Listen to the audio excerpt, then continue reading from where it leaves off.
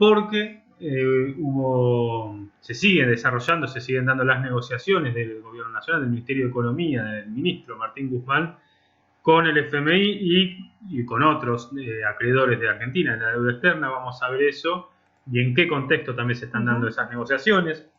Guzmán recorrió la semana pasada y terminó, yo creo que no sé si volvió ya, pero si no está por volver, si no está volando en este momento por los cielos cruzando el océano, estuvo en Europa, donde llevó a cabo reuniones con ministros en Alemania, en Italia, en España, en Francia. También lo recibió el Papa Francisco, que parece que fue una reunión que se abrochó un poco ahí sobre el vuelo, pero lo que demuestra la disposición del Papa Francisco a apoyar la reestructuración, la renegociación de la deuda que propone Argentina. Estos países, decíamos, Alemania, Italia, España y Francia, que agrupan el 20% del directorio del Fondo Monetario Internacional. Con un 15% hay un poder de veto, lo ejerce Estados Unidos, que tiene el 16%, lo ejerce por sí solo Estados Unidos con el 16% de las acciones del fondo. Bueno, estos 4 países forman el 20%. En el Ministerio de Economía hacen un balance positivo de lo que fue la recorrida de Guzmán, que fue a buscar respaldo, como decíamos, en las renegociaciones con el FMI, y para afrontar también el vencimiento con el Club de París, que es de 2.400 millones de dólares, ahora en mayo ya, donde está la posibilidad de pagar 500, o una idea es pagar 500 millones ahora, que sería en concepto de capital, y 1.900 millones de dólares en intereses, pagarlo más adelante, o pasar directamente toda la negociación hacia julio. Con el FMI parece que la discusión, o por lo menos lo que propone el gobierno, va a estar en torno al tipo de acuerdo. Ya la posición argentina quedó clara. Nosotros hace unos programas también comentamos cuáles iban a ser los montos que iba a pagar anualmente la Argentina con un acuerdo a 10 años o a 20 años. Estaba arriba de los 10.000 millones de dólares anuales, lo que es impagable para la Argentina. Pero la propuesta es buscar un acuerdo de facilidades extendidas. Eso me da miedo, a mis facilidades extendidas. Sí, son programas donde el FMI generalmente impone condiciones, impone reestructuraciones, reformas económicas, que están sobre todo enfocadas en el déficit, en lo que es el gasto social, el déficit fiscal. Claro. Y para eso piden reforma laboral, reforma previsional, digamos, que el Estado no se tenga que hacer cargo de nada de eso. Pero el acuerdo que pide el gobierno, facilidades extendidas, serían 10 años, pero con una cláusula, un pequeño asterisco en la negociación. Bien argentino esto. Yo dije alguna vez, quiero decir que nos fumamos al FMI. A ver. El asterisco dice que a los 5 años del acuerdo, que sería cuando se empezaría a pagar, en esos 5 años volvemos a hablar de revisión.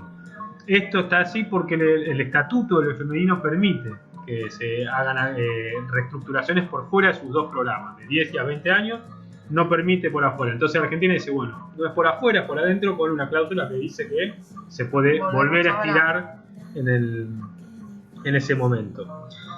El objetivo de Guzmán en el acuerdo es, en primer lugar, la reducción en las tasas de interés que se aplican al crédito, y también discutir el porcentaje de la asignación de los derechos especiales de giro que mencionábamos la otra vez. Quiere que de los programas que están en el fondo para financiar lo que es el déficit en este momento de crisis en el mundo, vaya un porcentaje mayor para países emergentes que para países, para las potencias, ¿no? Para los países desarrollados. En un acuerdo que aparentemente nadie lo dice ya, pero quedaría después de las elecciones. Se cerraría, claro. Si bien estaría ahí ya la lapicera a punto de firmar, en el FMI dijeron que tenían la lapicera lista. Dieron a entender que ya estaba, pero no se anunciaría ni entraría en vigencia hasta después de las elecciones.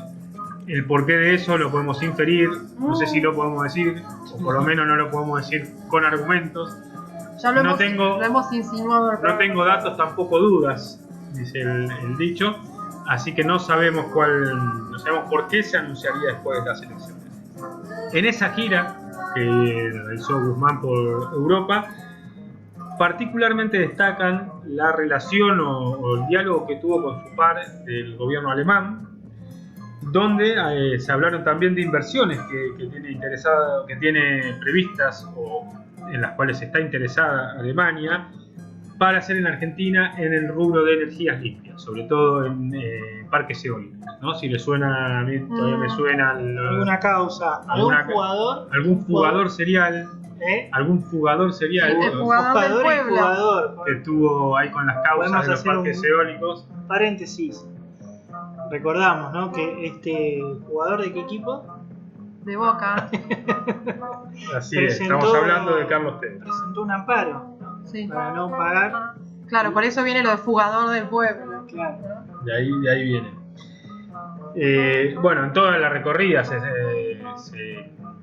de Guzmán por Europa se estuvieron hablando con posibles inversores en los distintos países, ¿no? Se hablan de distintos rubros, pero bueno, puntualmente se avanzó, dicen desde el Ministerio de Economía, en las negociaciones con Alemania, en inversiones posibles de Alemania en ese rubro. El contexto que yo mencionaba antes, sobre el que se está dando la negociación, porque esto responde a la macroeconomía, responde a las variables económicas, pero esto tiene un sustrato, un contexto, unas caras, personas, población, que es la que día a día está midiendo o está con otros números en la mano, que están relacionados por ahí a la inflación, a precios, a consumo y a salarios. Algunos datos muy rápidos.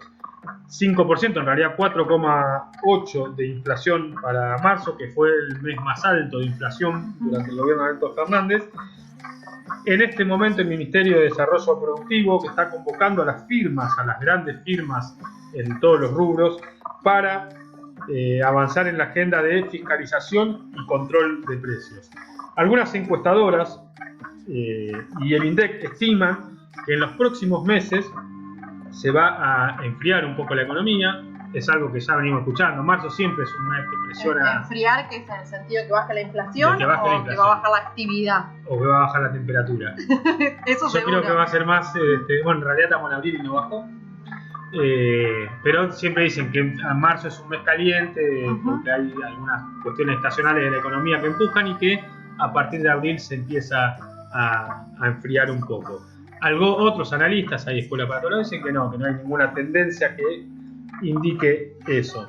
Y es que si se siguen autorizando las subas de combustible, bueno, va a estar difícil que eso no arrastre, ¿no? 5% el aumento en naftas, 25% el aumento en peajes, estamos hablando del mes de marzo, que es el último está medido, 7% de tarifas y 3% de medicamentos. Esto hay que agregarle el descongelamiento en los alquileres. Claro. Y la suba la que estuvo empujada, todas estas subas, las mencionamos recién, la que más empujó la inflación en promedio general fue la de alimentos y lácteos. La de carnes, que está empujada, apalancada por lo que ya todos los analistas de economía vienen comentando, ¿no? Demanda china, precios internacionales, sobre todo en el maíz, inflación en el combustible y la expectativa del dólar. Esto